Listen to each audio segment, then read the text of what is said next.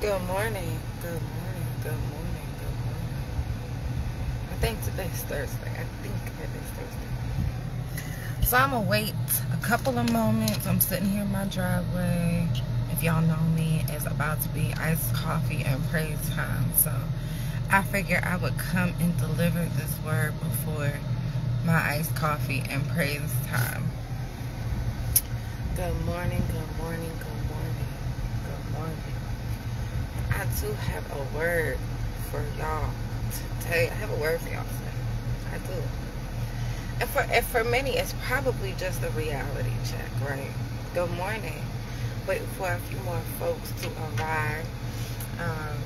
Just taking a pause in my driveway, which looks like nothing out here. On my way to get some iced coffee so I can have my iced coffee and praise break for the morning. Y'all know that is my thing.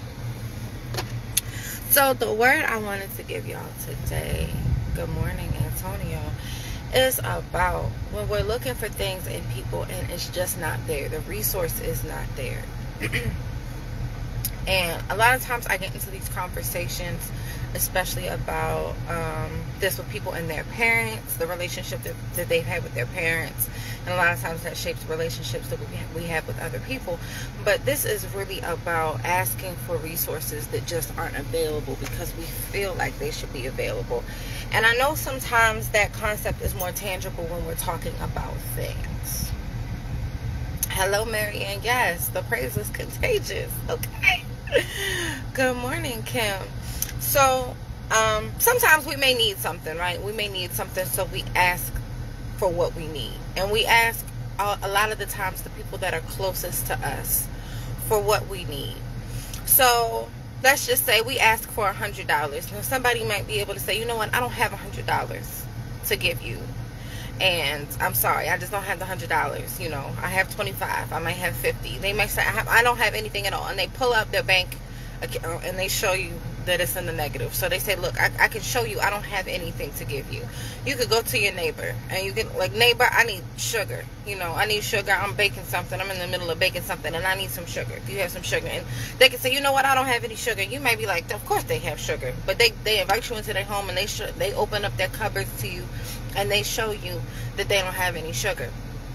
Well, a lot of times when we ask for things that are tangible and someone is able to show us that they just don't have that thing, it's easier for us to accept that they don't have the thing that we're asking for. But when it's something intangible, maybe like love, comfort, empathy, support, we struggle with that because we can't see the proof that they don't have it. But let me tell you, a lot of the times when we're asking people for things that are intangible, good morning, Lele. A lot of times when we're asking people for things that are intangible, like love and support, and they say they're not actually explicitly saying that they don't have it. They're showing us that they don't have it to give in action, in theory, and sometimes even in words. But because we feel that they should have it, we won't accept that it's not there. And we continue to ask and we continue to be disappointed when we're not getting what it is that we want or need from whatever that relationship is. A lot of the times in parenting, your parents may not have been able to show you love and affection because they may not have had it to give. Not that they didn't access or feel care for you, but because they were not shown. Maybe their parents did not give them kind words. Maybe their parents did not show them physical touch. They did not hug them, or whatever the case may be. So your parents might have struggled with being able to give you emotional support or physical care, or telling you that they love them. It's maybe not that they didn't want to, they just did not have it to give because no one ever gave it to them when they were growing up. Sometimes we ask our friends for support, we ask them for encouragement, we ask them for a word. Sometimes we're asking our loved ones and the people closest to us to show us, hey, that you believe in us. Sometimes people can't give the things that they have because they don't have it to give themselves. People are only able to give to you the things that they have. People are only able to pour into you as much as they've already poured into themselves. The problem is a lot of the times we are hoping for the potential. Potential is tricky because it is an illusion. Potential that is not actualized is actually invisible. And it's a disservice to you and the person that you're projecting the potential onto, because neither of you are going to get the fruits of that imaginary thing. If you need encouragement for someone, You're wanting your friend to support your business. You're wanting your friend to support your dream. So you're telling them your dreams and your aspirations, and they just don't seem enthused. They probably don't seem enthused because there is nothing going on in their life that they too are enthused about. They've never had anything to be excited for. The things that maybe that they wanted to have prospered did not prosper. The things that maybe they put their excitement in the past disappointed them. So they don't have that point of reference to give to you. It's maybe not that they don't want you to succeed. They have not experienced success themselves to be able to hope for that thing for you as well. So when you're looking to them as a mirror, or you're looking to them to reflect back on you the excitement, the hope, the pouring into your dreams, they're not able to do that because they literally don't have it. Why is it easier for us to accept that some people don't have things for us when we can tangibly see it? When we can ask for money and they can take out the insoles of their pockets and they can show you they ain't got no cash on them. You're asking for $5, they open up their wallet, they can show you that they don't have it on them. When you're asking for something to eat and they open up the doors to their kitchen and there's nothing in the refrigerator, it's easier for us to accept. But it's harder for us to accept when people are showing us and telling us in actions and words that they don't have the love there to give us. They don't have the support there to give us. They don't have the energy to give us. And we're still asking people for things from a depleted place. And then we get upset. We get upset with them. We get upset with them because they're not pouring into us the way that we believe that they should be pouring into us. We get upset with them because they're not showing up for us the way that we believe that they should be showing up for us. But they have showed us. They have showed us that they don't have it to give us. Start paying attention to the things that people are showing us that they are unable to give. They don't have it. It's not in the bank account. It's not in their energetic bank account. It's in the negative. And sometimes we can't even take it personally when people don't have that to give to us because they don't have it to give to themselves. Again, sometimes we want so badly for people to be able to give us things that we feel we deserve from them. And I won't even sometimes use the entitlement word because a lot of times, again, I see this in parent-child relationships, and you do deserve a certain amount of love and support from the people that birthed you or gave life to you. We want that. We want to be able to believe that they have that capacity.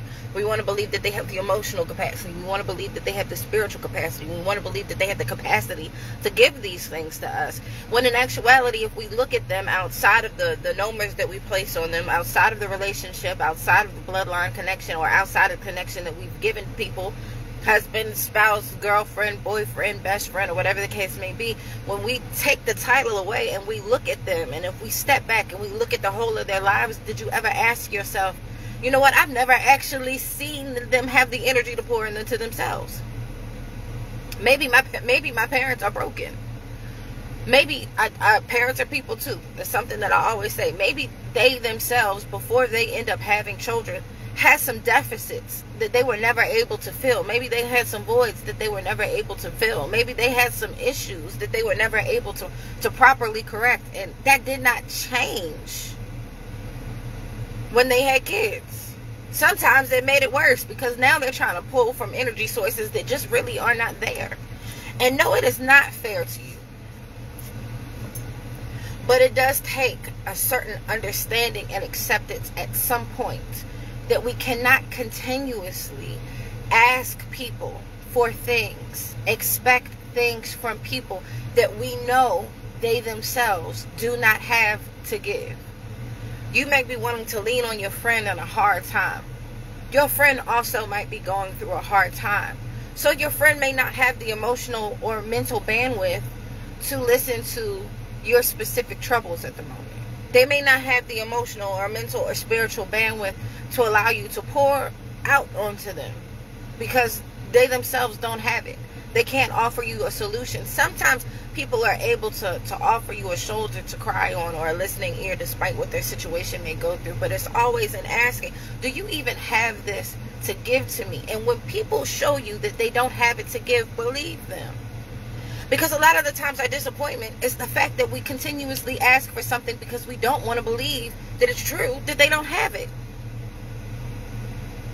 So we continuously put ourselves in positions where we're wanting some sort of approval, wanting some sort of support, wanting some sort of something from somebody that has already shown us and told us that they don't have it to give to us. And now at this point, they are not the ones disappointing us. We have put ourselves in a position to disappoint ourselves, because you know it's not there. So I'm telling you, it's easy when you ask for $100 and somebody can open up their wallet and show you that they don't have cash on them. It's easy when we ask for money and they can pull up their bank account and show us that it's in the negative. They don't have it to give. It's easy when we go over somebody's house and we ask for something to eat and they open up their refrigerator and there's nothing in the refrigerator. Start accepting that tangibility for the intangible things. When people are showing you that they don't have it, when people are showing you in their actions that they cannot show up for you, when people are showing you with their words that they don't have it to pour back into you, when they cannot be supportive of you. And sometimes, again, don't take it personally, because a lot of the times they don't have it to give to themselves. They've never experienced that to learn it, to know it. Love is a learned thing. Love is not a feeling. Love is an action. And sometimes that's also what gets people very confused. You can care for people. You can hope that they're doing well. You can want to see them do well even too. But love is an action. Love is a showing up for. Love is a responsibility. Love is a checking in on. Love is a making sure that you are good, and I'm going to produce the resources to take care of this thing. When we love our children, a lot of the times it's because we want to take care of them. We want to make sure that they're okay. We make sure that they're fed. We make sure that they're nurtured. We make sure that they're clean, and there's a showing up for it in an action-based way. I love my animals. I have to make sure that they're clean. I got to make sure the litter box is done. I'm going to leave them in the house all day, because that's love. There's an action that accompanies that, and some people were never shown love in action to be able to give that to you. Some people never had that reference point growing up as children. Some people never experienced love in a healthy way in any sort of their relationships to be able to give it to you, because it is a shown and learned thing. Again, and I will reiterate this, and then I'm going to go get my coffee so that I can have my praise break, okay? Potential. A lot of people get all screwed up about potential because we can see what we want. Potential is something, seeing that we want to see. We can see that somebody has the potential for greatness because we somewhere project inside of ourselves, and we see something in them that makes us believe that they have the tools and the resources to make something for themselves, of themselves. We know that they may have a talent. We may know that they have a skill. We may know that they have a knack for something. So we see that there is a potential because we see and recognize that there is a seed. But there is something about a seed. A seed is only and ever a seed until it is given the nutrients it needs to become something other than a seed. A lot of people are walking around with seeds that they have never planted, seeds that they have never nurtured, the seeds that they have never watered, seeds that they placed in some infertile environments. A lot of people are walking around with seeds. You can't do anything with seeds for other people. Sometimes you can nudge. Exactly. We know what we would do with their talent. We know what we would show, because potential is a projection. When we are saying that somebody has a potential, we are projecting that thing onto them, because again, we know what we would do with it. We know what we would do with that seed. We know where we would plant that seed. We know how we would care for that seed. But sometimes people don't know what the hell to do with their seeds. And you can't do anything with that potential. A lot of y'all have been in relationships with potential. A lot of y'all are with people for potential. And it's killing you. Because you keep trying to nurture and water something that is not in your own garden. You can't even get to it.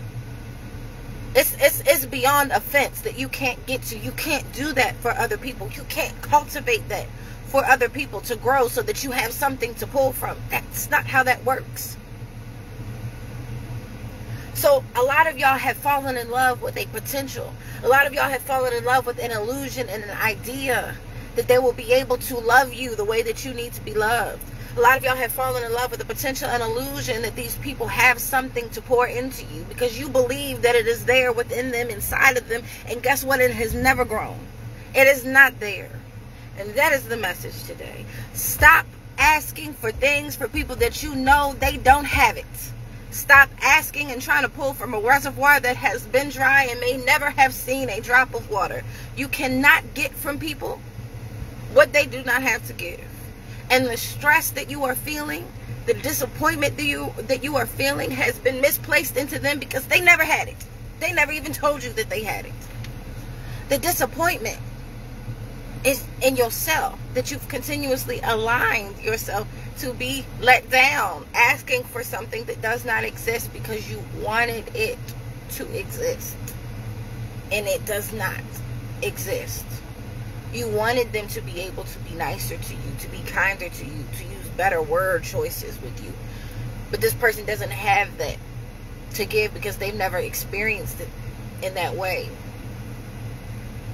Maybe their parents said horrible things to them. Maybe their teachers said horrible things to them. Maybe when they were growing up, there was nothing positive given to them. And they lived in an environment that was depleted of resources. So that's going to be hard to get something from that person, because they don't have the reference point to give that to you. Identify with what people have shown you. Because a lot of y'all are still hanging on to certain types of relationships because you are hoping for something that is not there. You are hoping for something that is not there yet. You are hoping for something that has not even been nurtured or brought to life within that person. And it's been years and it's been years, and you're looking at months go by and it is still a drought within that person's spirit, because guess what? They're still walking around with seeds that they're not doing anything with. You cannot harvest anything that has not yet been planted.